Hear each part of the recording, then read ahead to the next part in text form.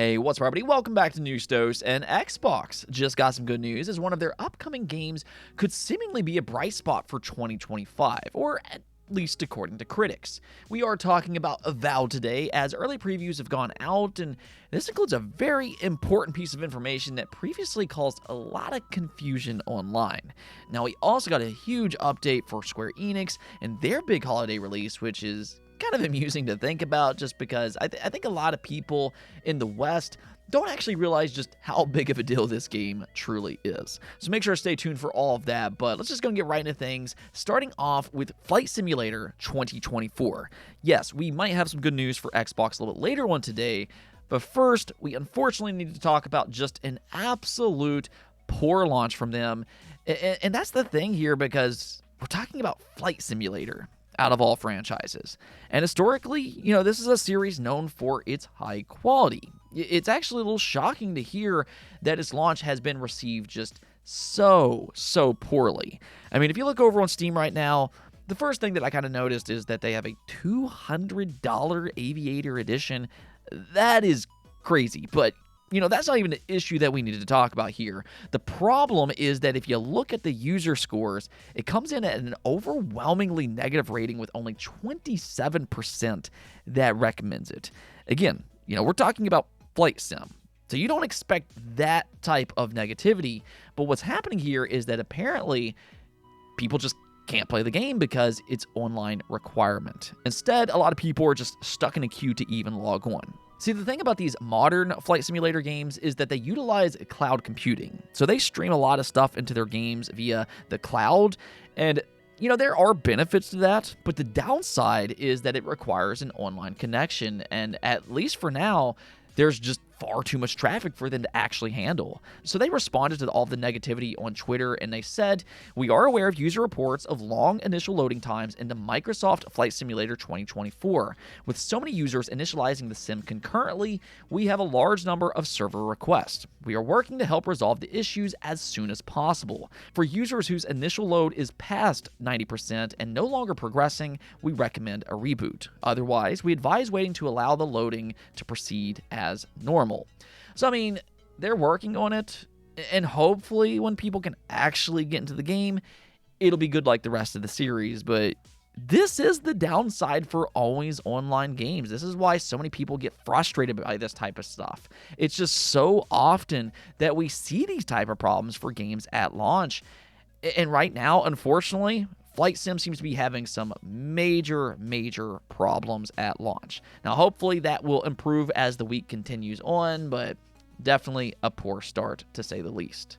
Now, Final Fantasy XIV also got some interesting news. Just earlier this year, they ported Final Fantasy XIV over to Xbox, and now it'll also get a mobile version as well. So Square Enix is pushing for more platforms, which is really smart on their part, just given that Final Fantasy XIV has been a cash cow for them. They need to keep this game going as long as they possibly can, and the bigger their reach is, the better opportunity it has. And honestly, I think there's even a good chance that Nintendo will eventually get a port for the Switch successor as well. But as for this mobile version, it is a little bit different.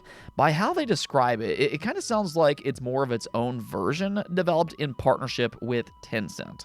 So in other words, it'll retell the original story, but it's not necessarily tied to the PC and console versions. It'll have less classes at launch. I believe it's 9 compared to 22, and there won't be cross-play and things like that. More or less, it'll be its own thing that grows separately than its counterpart. However, it is a free-to-play experience, and it will be available for both iOS and Android devices, which is really nice to see. I mean, if anything else here, if they can properly adapt it to mobile devices, and if they can handle its free-to-play elements well, then, yeah, there's a lot of potential with the mobile version. Now, speaking of Japanese games, Metaphor Refantazio launched last month to positive critical reception. It's one of the best rated games for 2024, and lo and behold, that indeed translated to success. And a lot of people were kind of going at Xbox early on. This game's not going to succeed because of Xbox's marketing.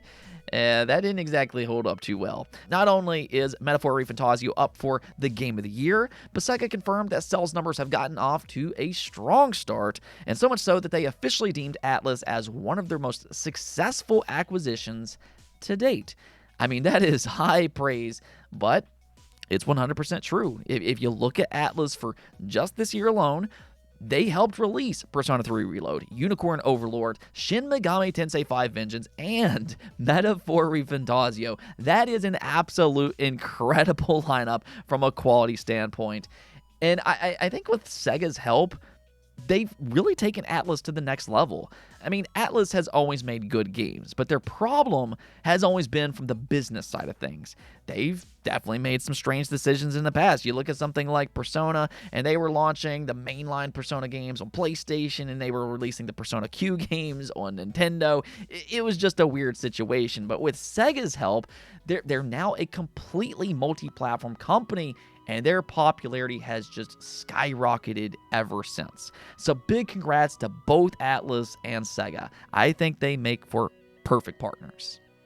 Okay, now speaking of Sega's biggest acquisition, I almost kind of feel like we could say something very similar about Obsidian Entertainment and Xbox. While a lot of Xbox's other new studios have been a little slow out of the gate, Obsidian, they have been very busy with games like Grounded, Pentiment, and then their biggest Xbox release yet is coming early next year, being Avowed.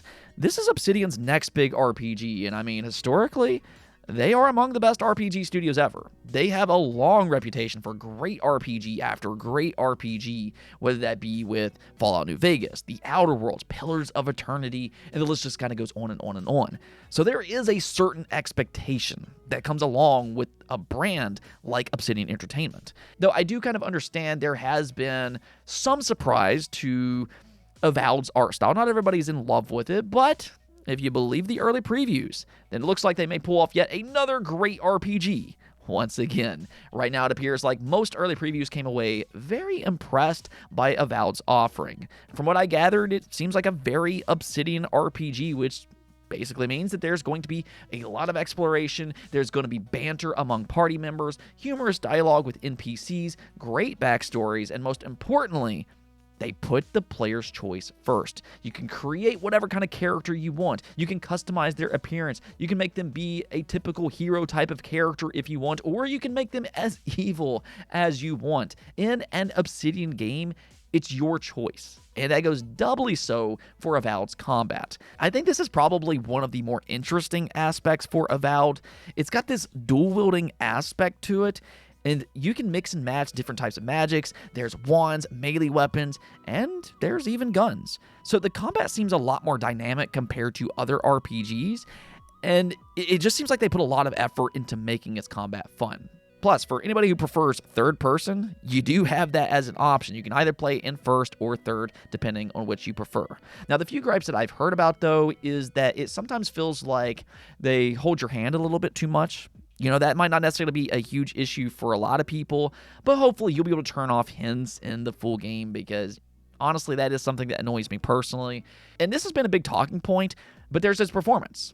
There's been a big controversy about its performance leading up to its release, and Fextra Life mentioned that its performance on PC wasn't quite where they would like it to be, but Obsidian did confirm that they're currently optimizing its performance. They said, I want to clarify, 30 FPS on Series X is not our target. We will hit that at the very least. We are fully into performance optimization. We want to fully deliver a beautiful world at the best frame rate we possibly can. We're working on that right now. So, by all indication, they're at the very least working on this performance mode as we speak, and I think this is probably one of the main reasons that they actually delayed Avowed. I know Xbox put out this idea that it was because Xbox Game Pass is just too stacked for the holiday period, and, you know, I want to give them the benefit of the doubt for that, because there probably is some truth to that, just looking at their lineup.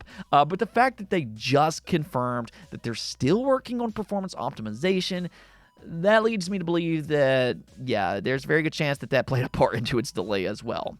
So hopefully they'll be able to get it out with a smooth 60 FPS experience. At the very least, they are working on this performance mode right now. Because other than that, I mean, you know, it sounds like it's shaping up to be one of 2025's better RPG experiences. And that's exactly what you expect from a studio like Obsidian Entertainment. Now, before we go, Square Enix just had one of the biggest launches for 2024, and this is for a game that doesn't always necessarily get a lot of recognition here in the West. So I don't think people always realize just how big this series actually is, and that's for Dragon Quest III HD. This series is absolutely monstrous in Japan. It's a very important franchise over there. And to just put that into perspective, Dragon Quest III HD 2D is already the best-selling game in Japan for the entirety of 2024. And this is after just one single week. Yeah, it sold 827,000 copies in Japan alone for its debut, which, I mean, that is just absolutely incredible. And I think there's a lot that we can take away from this. I mean, obviously, it speaks to Dragon Quest and its importance to Japan specifically, but it also speaks to just how much interest there is for these HD 2D remakes. I mean, we're not talking about a brand new game built from the ground up. This is a remake of a beloved classic, and yet it's still the best-selling game for 2024 in Japan. So I'm sure Square Enix is looking at this data, and they're probably salivating over what this could mean for them in their future. I mean, if there's any publisher out there that has a crazy backlog of beloved JRPGs, it would probably be them. Now that Square Enix knows the ceiling for what these HD 2D remakes can sell, I'm sure that this pretty much guarantees that they will explore more of these type of games. You know, just a few days ago, somebody within Square Enix mentioned that they want a Final Fantasy VI HD 2D remake, and the possibility for that just shot way up. But let's not stop there, because there's also other games like Chrono Trigger.